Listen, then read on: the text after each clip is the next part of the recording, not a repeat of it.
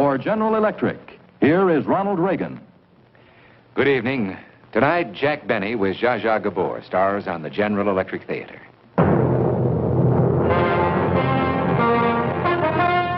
In research, in engineering, in manufacturing skill, at General Electric, progress is our most important product. Tonight, General Electric brings you Jack Benny starring in The Honest Man. Since childhood, we've all been told that honesty is the best policy. And of course, that's true.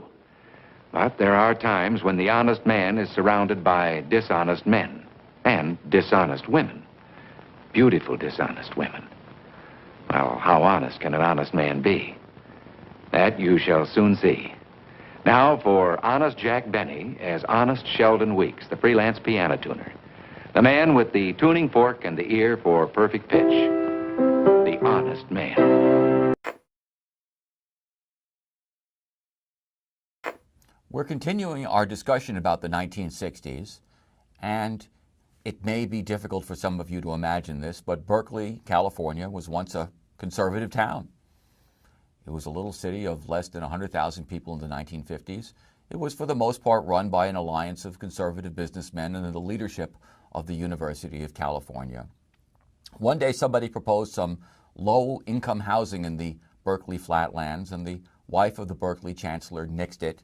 She said that it would ruin the view from her Berkeley Hills home. The mayor of the city was the grandson of slave owners. White people were nervous about what had happened in West Berkeley during the Second World War. There had been an enormous economic boom in the East Bay with all that defense spending. 100,000 workers headed west to work in Bay Area Navy houses and Henry Kaiser shipyards and the Union Pacific Railroad, and a very large group of them were black. And now they lived in West Berkeley, west of Sacramento Street. They owned inexpensive homes or they rented. And in 1962, they got the local city council to pass a Fair Housing Act. You see, in 1948, the Supreme Court had declared racially restrictive housing covenants unconstitutional. Those were basically buying agreements in which you promised not to resell the house to a person who was a minority. But people did that anyway. So basically, you couldn't buy or rent a house east of Sacramento if you were black. So a local city council person named Byron Rumford wanted the city to pass an ordinance to put some teeth into the decision, and the city council did. And do you know what the people of Berkeley did in response? They organized an initiative and they declared the ordinance null and void. So much for the People's Republic of Berkeley in 1963. But there were some things about Berkeley that gave a sense of things to come. There was KPFA, FM, the USA's first listener-supported radio station, and the university was full of interesting people, among them the Marxist scholar Herbert Marcuse, who argued in his book Eros and Civilization that Freud was wrong when he insisted that sexual repression was necessary for the preservation of civilization, and the sociologist David Reisman, author of a book called The Lonely Crowd, which was very popular in the 1950s, and he called for individuals to take a much more critical stance towards the world around them. And now, in 1964, Berkeley had another interesting thing. A student named Mario Savio, who had just returned from the Mississippi summer of that year. We talked about that in the previous lecture. And he was a very charismatic leader, and he wanted to put up a table along the small strip of land connecting the entrance of the campus to the campus buildings. It shows up just after Telegraph Avenue meets Bancroft Way. But he couldn't, because UC had instituted a rule. You couldn't put up tables on campus to promote off-campus causes, which usually meant civil rights or students concerned about nuclear weapons or other supposedly radical activities, or even conservative causes. Students disliked this rule. They wanted to have campus tables, just like you do now at UC Santa Cruz on the Quad and at other campuses. And they wanted to talk about the civil rights movement and nuclear disarmament. And there was a civil rights movement in Oakland, California, nearby, where hotels and restaurants and supermarkets wouldn't hire people of color. By 1964, when Mario Savio had returned to campus from the Mississippi summer, the students had pretty much had it with this rule, And this included the students who supported conservative Arizona United States Senator Barry Goldwater for president, and we'll talk about him soon. The issue was freedom of speech. One student complained, "We're allowed to say why we think something is good or bad, but we're not allowed to distribute information as to what to do about it. Inaction is the rule rather than the exception in our society and on this campus." And so on September 21st, 1964, 200 students, radical to conservative, picketed on campus protesting the free speech rule. Some students just put up tables in defiance of the ban. One student, Jack Weinberg, was ordered to appear before the dean, and he was followed by 500 supporters who packed the administration building. In the 1950s, these students might have been intimidated by the administration, but a lot of them had just spent the summer getting beaten up by Southern segregation supporters, and they weren't going to be bullied by the dean of students. So Jack Weinberg kept setting up tables, and on October 1st, campus police arrested him right out in front of a crowd of students.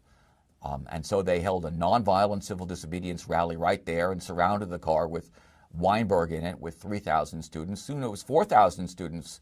Some of them brought sleeping bags. Finally, Clark Kerr, head of the University of California at Berkeley, realized that he was going to have to talk to these people, but not before he sent in an army of 500 police with nightsticks to watch the students.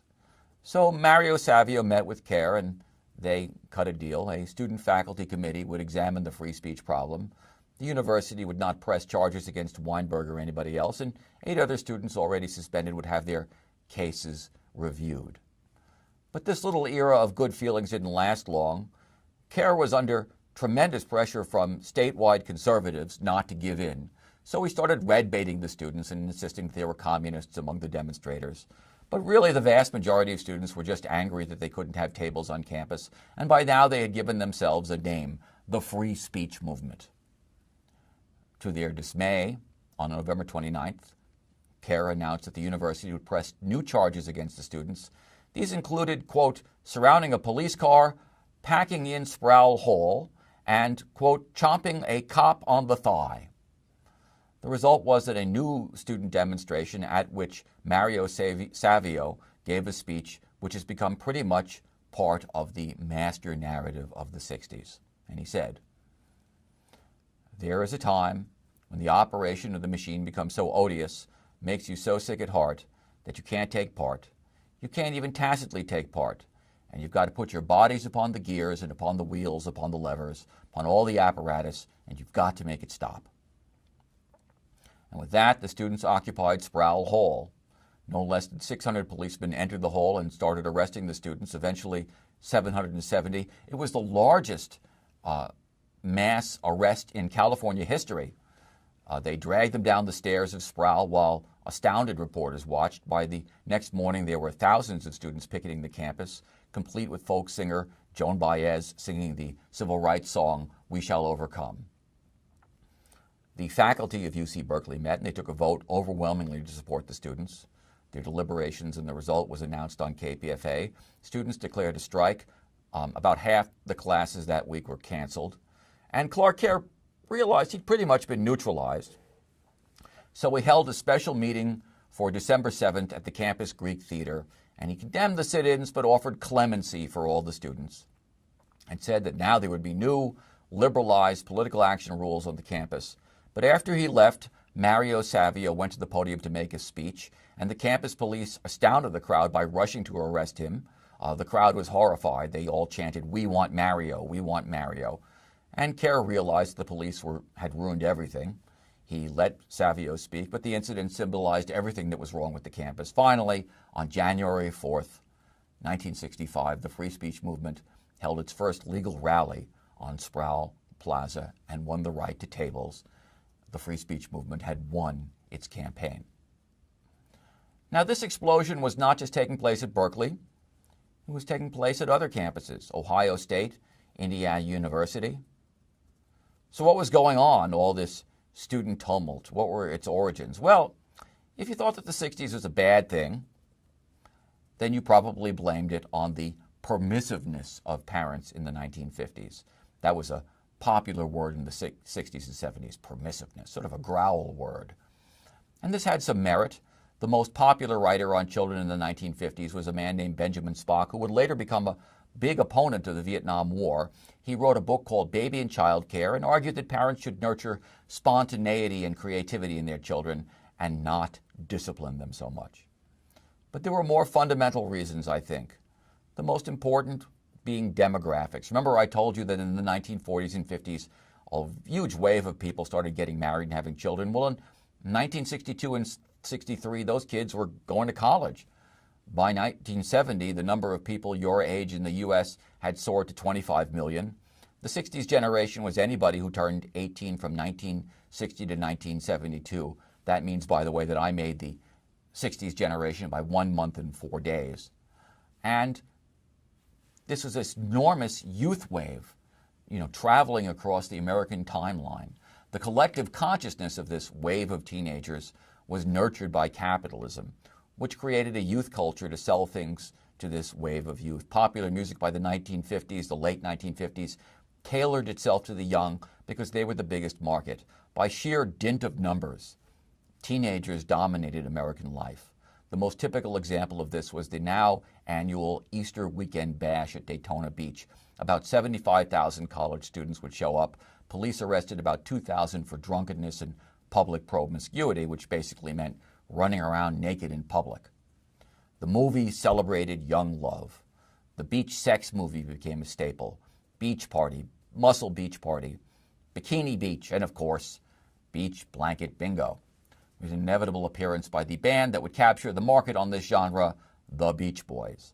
These movies usually celebrated honor and romance on the beach.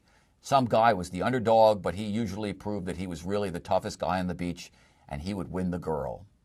1964 also saw a new kind of Hollywood masculinity emerge, the masculinity of Agent 007, James Bond, played by Sean Connery of Scotland. Prior to 007, the ultimate Hollywood male was John Wayne, usually a cowboy or a World War II GI. Now he was replaced by this thin, suave British man, inevitably in a tuxedo, who made his living working for the British Secret Service. John Wayne almost always played celibate roles. I struggle to remember a moment in a John Wayne movie when he even kissed somebody, maybe his horse at some point. Anyway, Sean Connery literally copulated his way through each of his 007 films. He would often be seen first having sex with some regular girlfriend, then he would usually have an affair with some local girl in some exotic place who would help him, and then would get killed. These movies were sort of like operas. And then he would have an affair with the girlfriend of the evil genius who would also get killed. And then he would conclude by saving the life of some innocent woman who had gotten caught up in the plot. And the movie would conclude with him beginning to make love to her. This new masculinity was also very influenced by Playboy magazine, begun in 1953. It wasn't really just about sex, although the centerfold was the most famous thing. It was also about celebrating the man who lived alone, the bachelor who lived alone in the city, who surrounded himself with techno-consumer items, stereos, fancy cars, transistor FM radios, lava lamps. Yes, lava lamps were once cool.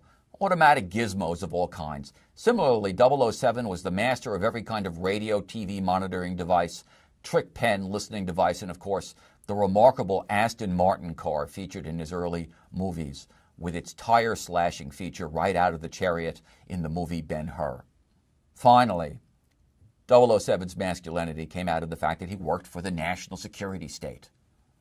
And this form of glamour would result in TV series like I Spy, The Man from U.N.C.L.E., and Mission Impossible. And it would glamorize what are in fact the kind of dirty jobs that resulted in policy disasters like the Bay of Pigs invasion and the war in Vietnam. But Sean Connery was not the biggest cultural contribution to come from the British Isles in 1964. That honor goes to another group of men. I first saw the Beatles the way most Americans did, on something called the Ed Sullivan Show on television. And I'll bet you that not a few of you have seen him on YouTube. Thank you, YouTube, for keeping your generation and my generation in touch with each other. Anyway, Sullivan came on and said he wanted to introduce 4 very talented youngsters. And the Beatles came on, and they played this remarkably innocent song called I Want to Hold Your Hand. Think about today. When was the last time you heard anybody put out a song with a title like that? Now, one of the things that's interesting about the Beatles is that their harmonies were instantly and obviously much more sophisticated than anything coming from the United States. Certainly, the bands of the early 1960s and the late 1950s did not include the kind of harmonies that the Beatles used. They used flatted 6th chords and subdominant chords.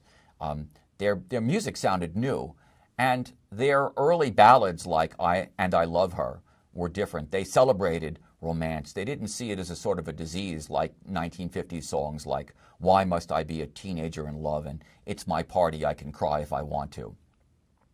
The Beatles celebrated utterly unconditional love and heralded in a generation of songs that exuded a kind of idealism and innocence, such as the lyrics to a contemporaneous song by the Four Tops called I Can't Help Myself. Here are the main lyrics. Sugar pie, honey bunch, you know that I love you. I can't help myself. I love you and nobody else. When was the last time you heard a song that so frankly just said, I love you, like that? Certainly today it's very different. Most importantly, the Beatles were extremely irreverent. They didn't take the world seriously. They made fun of people who did. They were comedians. They didn't disrespect their elders, but they enjoyed making fun of them, as in their first movie, A Hard Day's Night in 1965, in which they're already making fun of the professional youth culture marketeers. The Beatles represented the best impulses of the youth revolt, with its emphasis on spontaneity rather than duty, and joy rather than responsibility, and sharing rather than authority. But they were, at least in that point, entirely apolitical. The most effective cultural spokesperson for the youth revolt was, of course, a young man named Robert Zimmerman, a.k.a. Bob Dylan. Bob Dylan's musical roots were in the world of 1930s folk singer Woody Guthrie, author of songs like This Land Is Your Land and If You Ain't Got the Do-Re-Mi. I would go so far as to say that the young Bob Dylan almost modeled himself on Guthrie's persona. But while Guthrie spoke and sang in the language of class conflict, Dylan spoke in the language of generational conflict.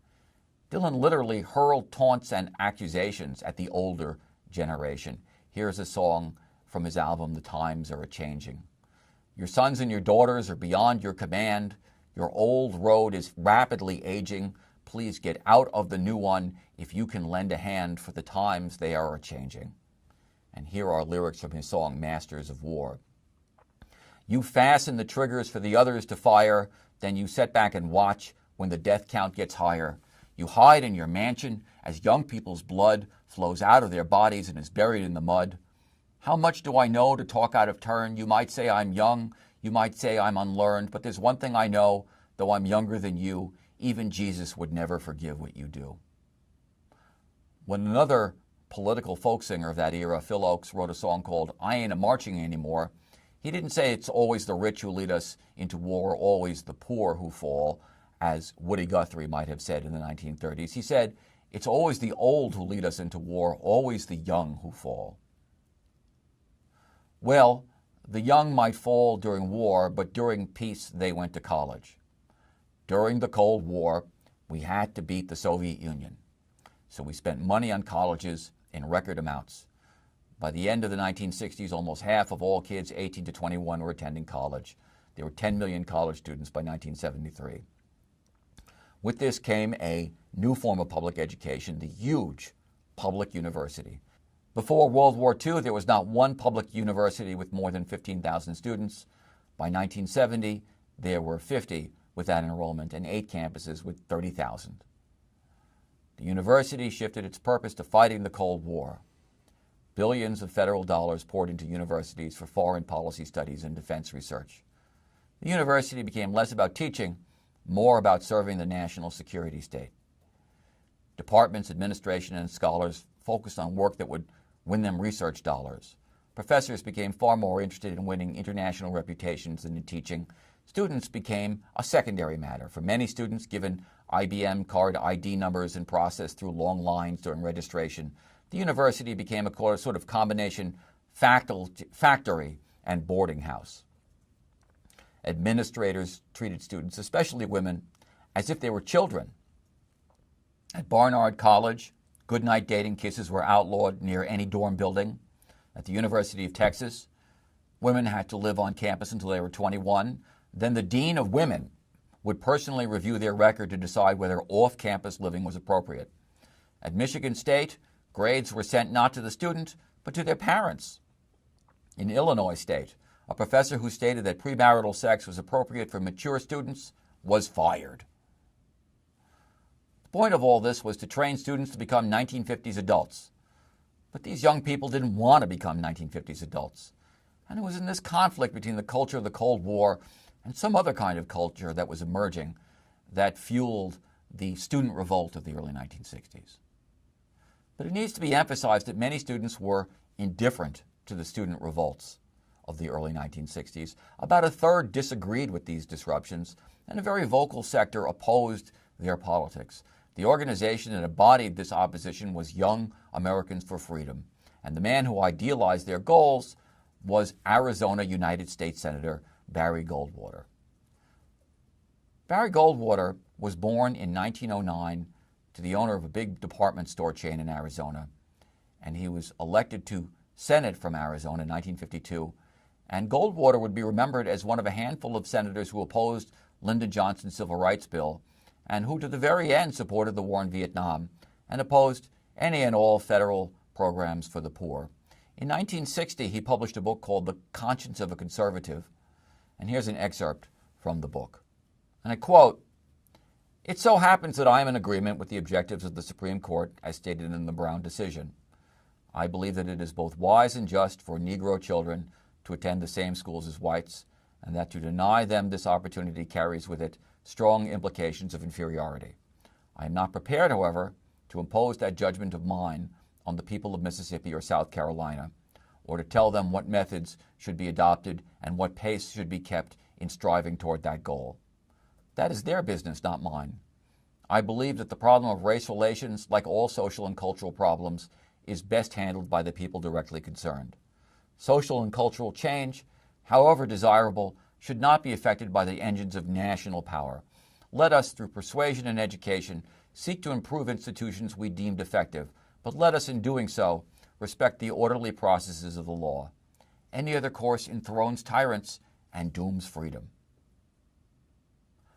Goldwater argued that if social justice was to be achieved, it should be achieved on a local rather than a national level. The federal government should not dictate to localities the rules. The problem, of course, with leaving the matter to local districts was that black and brown people could not vote in 1964 in the South. So how were they going to participate in this local decision-making? But that's what I think, not what Goldwater thought. A new generation of young conservative students were inspired by Goldwater's book. In response, they started a conservative organization called Young Americans for Freedom. They held a conference at the estate of conservative writer William F. Buckley in Sharon, Connecticut, and they called their statement, not surprisingly, the Sharon Statement. And here's a section from it. "The market economy, allocating resources by the free play of supply and demand, is the single economic system compatible with the requirements of personal freedom and constitutional government, and that it is at the same time the most productive supplier of human needs. That when the government interferes with the work of the market economy, it tends to reduce the moral and physical strength of the nation. That when it takes from one man to bestow on another, it diminishes the incentive of the first, the integrity of the second, and the moral autonomy of both." A year after the free speech revolt in Berkeley, Young Americans for Freedom boasted a membership of 20,000 people. It had 250 chapters across the country. And their positions would include a U.S. invasion of communist China. Their national sponsors included John Wayne and future President Ronald Reagan. And actually, Young Americans for Freedom often had more members than did Students for Democratic Society or the Student Nonviolent Coordinating Committee. these conservative students didn't do anything militant or shocking in the 1960s, so they didn't get much attention from the media. But beneath the radical politics of the 1960s, there were an undercurrent that would be felt very strongly in later decades. What was felt almost immediately, however, was a conservative newspaper backlash against the students. Newspapers like the San Francisco Examiner almost immediately began denouncing the free speech movement students and demanding that they be expelled. By 1966, California actor turned Republican politician Ronald Reagan was running for governor of California on the platform that, and I quote, beatniks, radicals, and filthy speech advocates, that's what he was calling them now, have brought shame on a great university. And he promised that he would, quote, clean up the mess at Berkeley where, and I quote, sexual orgies so vile I cannot describe them, allegedly took place. But there was another issue besides civil rights and filthy students that was now dividing the country, and that issue was the United States' growing presence in a Southeast Asian country called Vietnam. Kennedy had inherited from Dwight Eisenhower, President Dwight Eisenhower, a presence in Vietnam. The Vietnamese had thrown the French out of their country in 1954. The country had been split in two temporarily by an international agreement, and that settlement agreed that elections would be held in 1956. But Eisenhower feared that those elections would go to North Vietnamese communist leader Ho Chi Minh, and so he backed the independent government of South Vietnam's Catholic leader, Diem, and did not protest when Diem refused to cooperate with the elections. Now Kennedy was, well, stuck with this situation. He didn't want to be accused by the Republicans of having lost Vietnam to communism. Republicans were already saying that Franklin Roosevelt had lost Eastern Europe to Stalin, and Truman had lost China to communism. Kennedy didn't want to be the next person to be accused of having lost a country to communism. So Kennedy pushed the use of Green Berets and special forces in Vietnam to train the South Vietnamese to fight the communist North and their own South Vietnamese independence movement, which was called the Viet Cong. This strategy was called counterinsurgency, and several hundred counterinsurgency troops were dispatched to Vietnam by the United States in 1961. For his Secretary of Defense, Kennedy chose the chairman of the Ford Motor Company. Robert McNamara believed that war could be more effectively prosecuted via modern management techniques. McNamara centralized the military and put it under the control of a close circle of young intellectuals who journalists referred to as the whiz kids. Kennedy had one success with counterinsurgency, the suppression of communist forces in Laos. Kennedy deployed a secret army unknown to most members of Congress to organize resistance to the Pathet Lao, as it was called. Next came the problem of stopping the flow of arms from North Vietnam to the anti-Diem forces in South Vietnam, who, as I mentioned earlier, the U.S. military called the Viet Cong. In 1961, President Diem asked for more American money so he could increase his army by 100,000 men. So Kennedy dispatched Walter W. Rostow, his national security advisor to Vietnam, to see what the situation was. Rostow was a passionate anti-communist and believer in capitalism, and not surprisingly, he came back recommending that Kennedy give Diem the money. A slow and steady buildup of U.S. forces began.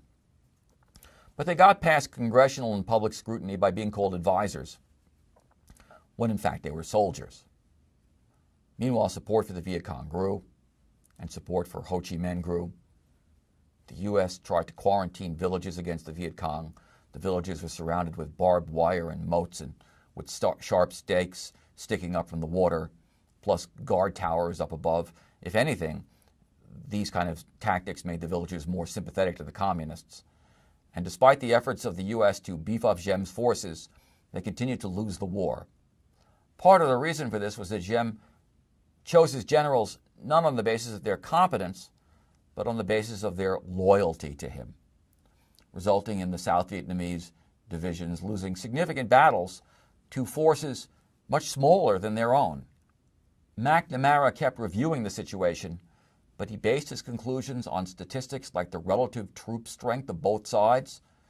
Diem had less support but more troops, so McNamara was able to talk himself into thinking that Diem was winning. What had happened in the Bay of Pigs was happening in Vietnam.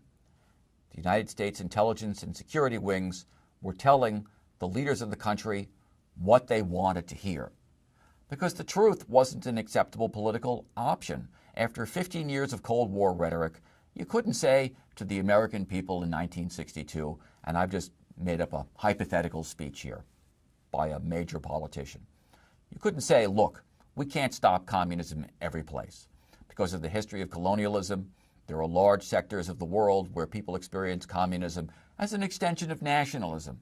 They see it as a way of protecting their countries from Western imperialism, and we can't always stop that, either with nuclear weapons or conventional forces. You just couldn't say that in the early 1960s and be the leader of a major corporation or be a United States senator or much less president of the United States. By 1963, despite everything, Diem was losing the war, and he was also losing control over South Vietnam. His main non-military opposition was not communism so much as it was Buddhism. 80% of South Vietnam was Buddhist, but Diem gave preferential treatment to his fellow Catholics. In 1959, he dedicated the Republic of Vietnam to the Virgin Mary. By 1963, he forbade the flying of religious flags in honor of Buddha's birthday. One day in 1963, I was sitting around at the table and I noticed the newspaper. I was almost 9. And before my dad could grab the newspaper before this particular photo, I saw it. A photograph of this fellow in the middle of the street sitting in the lotus position, and he was completely on fire. Turns out it was a Buddhist monk protesting the treatment of Buddhists in Vietnam. Soon, 6 more monks did the same thing. Both Diem and the United States made it clear that they didn't understand the gravity of the situation. Madame New, Diem's sister-in-law, jokingly referred to this as the monk barbecue. The ambassador to the United States blamed it on communist influences. Although Kennedy had the good sense to fire him, now there was no U.S. ambassador in Vietnam. And the government of South Vietnam went wild and declared martial law. Diem arrested almost 1,500 monks and shut down dozens of pagodas. And by now, there was a huge opposition to his government. By early September, a CIA officer approached the new ambassador, Henry Cabot Lodge. A consortium of South Vietnamese generals wanted to overthrow Diem and establish a more popular government. Lodge cabled this back to Washington, and he received the following instructions in return. Tells Diem that if you want to continue to receive U.S. support, you got to end martial law, release all the monks and nuns, remove your brother from the position of the head of national security, and it said that if Diem says no, support a coup. Diem did say no, although politely. Lodge then gave the go-ahead for the coup, but it didn't happen. And the Kennedy government was a little confused. Kennedy went on television then, and he told CBS News that the South Vietnamese had to win this war, and it could only be won if Saigon, the capital of South Vietnam, built a better relationship with its citizens. And Kennedy further stated that most military advisors would leave the country by the year. But then he learned from Lodge that the coup wasn't dead, it had just been postponed. So Kennedy reversed course, and in so doing, he made a fateful decision for the United States. He gave his support for the coup. This meant that the United States would become obligated to support any future South Vietnamese government. And in early November of 1963, the coup was carried out. But Diem was not only removed, he was murdered. Now, this was expectable. The coup leaders didn't want him to lead an outside opposition, but it shocked Kennedy. Perhaps he related to Diem. They were, after all, the first Catholics to lead their nations. But he had to deal with and support Diem's successors because he was the reason that they were there. 20 days later, Kennedy himself was dead. The new head of Vietnam, General Duong Van Minh, did all the right things. He released the Buddhist monks and nuns. He canceled martial law. He promised equal treatment for Catholics and Buddhists. Minh came from a Buddhist background, and he called for negotiations with North Vietnam.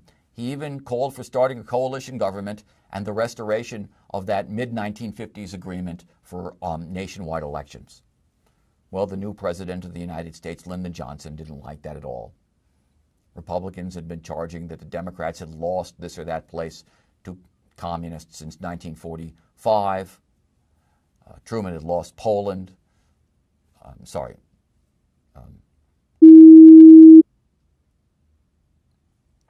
FDR had lost Poland to Stalin, supposedly. Truman had lost China to Mao Zedong. Johnson was terrified that he would be called the next loser.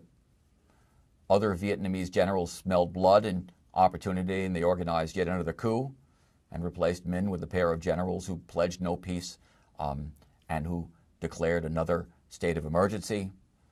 Johnson protested, so the government put the facade of a civilian government together, but soon they were toppled in a coup, and then the next government was toppled in a coup.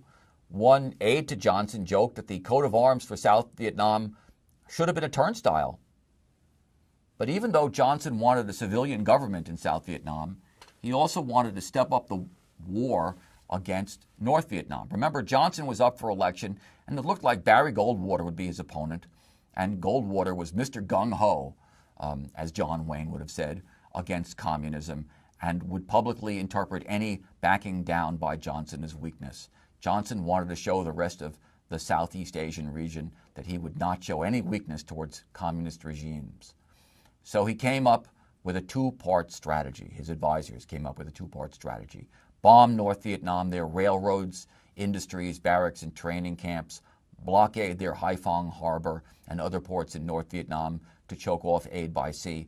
But there was a political and procedural problem with doing this, which was that Section 8, Paragraph 11 of the Constitution, Article 1 of the Constitution says, and I quote, "Congress shall have the power to declare war."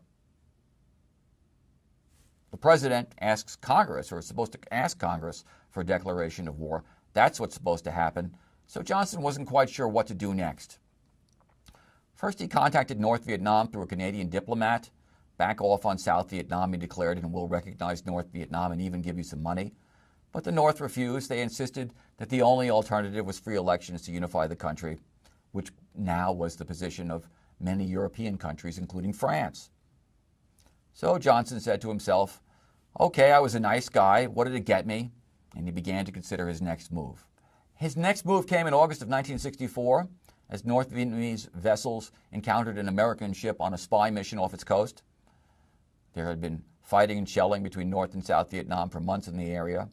The North Vietnamese took the spy ship as a hostile gesture, and it appears that they fired on it. Johnson went on television at 11:30 p.m. that night. The U.S. had been attacked. Peace in Southeast Asia had to be preserved. He was submitting a resolution to Congress declaring that, quote, "Our government is united in its determination to take all necessary measures in support of freedom and peace in Southeast Asia." In other words, Johnson was looking for a blank check for military action. The congressional resolution stated that, quote, "The United States is therefore prepared, as the President determines, to take all necessary steps, including the use of armed force, to assist any member or potential state of the Southeast Asia Collective Defense Treaty requesting assistance in defense of its freedom." The vote in the House of Representatives was unanimously in favor. The vote in the Senate was 98-2. Oregon and Alaska senators in dissent. Johnson was now in a good position to run against Republican nominee Barry Goldwater, who had criticized Johnson for not doing more in Vietnam. Johnson played both sides of the aisle on Vietnam. He insisted that he had the right to step in if necessary, but also declared that war in Vietnam ought to be fought by boys in Asia to defend their own land. With this assurance, he handily won the 1964 election. But by December of 1964, it was clear that the South Vietnamese were very weak and that the country was on the verge of military collapse. Johnson told his aides, "I'm not going to be the first president to lose a war." He began bombing the Ho Chi Minh Trail in North Vietnam and sending in U.S. advisors, more of them, otherwise known as troops.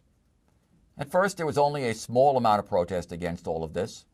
Most Americans supported Johnson's actions. Most students supported Johnson's actions. A few groups at this point opposed the war.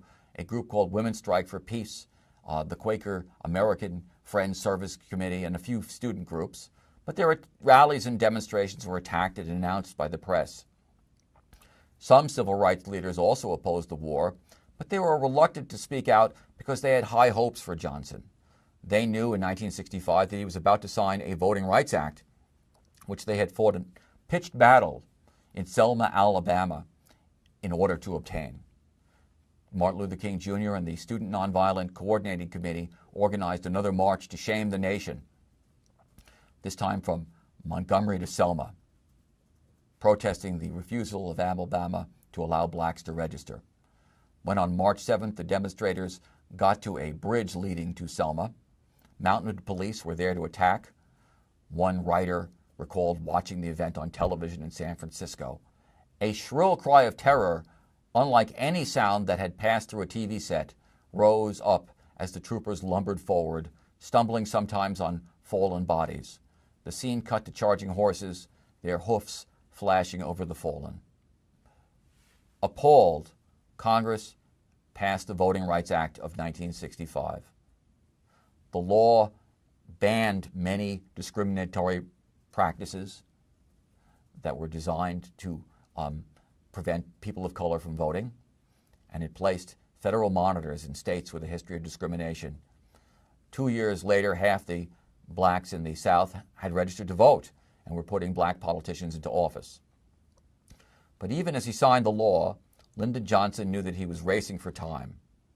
After signing the Civil Rights Act a year earlier, Johnson had turned to an aide and said, quote, "I think we just delivered the South to the Republican Party." Lyndon Johnson, Democrat from Texas, knew better than anybody else that it was only a matter of time before a backlash against his civil rights revolution would kick in. And he also knew that he had no exit strategy for Vietnam, that he couldn't leave and he couldn't win. And Johnson also knew that Black America and Latino America had been waiting a century for justice, and their patience was running thin too. And it was in that context that an enormous social uprising took place in a section of Los Angeles, California called Watts. And we'll talk about that important event in our next lecture.